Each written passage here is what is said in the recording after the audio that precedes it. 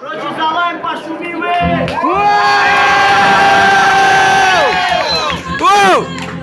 Ой, братан!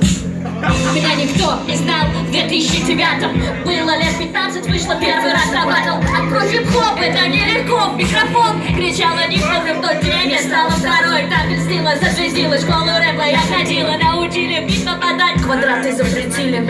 Скоро Лайм узнала про скиллзы и про панчлайны. МС ловила старенькая, это почти тайна.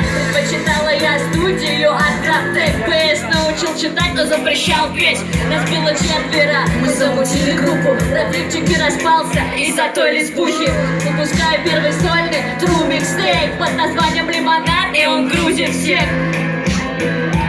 Оу-оу, стали группой дураков. Что на душе, то в треках. Каждый второй тут рэпер. Меня имеет музыка, поэтому одна моя профессия гордо меломан. Сарафанное радио глаголило случай, что мы такие сяки, что мы за батл будто все самое плохое, грязное и неприличное. Две королевы выстояли благодаря личному. Альбом «Горячая вода» из блудный роман. Я не смогла, меня стал сводить Дима Марс. Микстейп между нами, помню, больна тобой. Мы трусом завершили в сухую 5-0. Соседки баловались ярой помада стихами. Цитирую уму, на сантиметров 5 не набрали. На 20 аудио батла поставала треки. Я выросла на этом и пишу я одним тейком. В начале года версус, иммунитет на дис. И вот я обхаял мою дочь, и это было низко. Держали тут никто даже не заступился. Имя знает каждый, я Лайм рэп-певичка.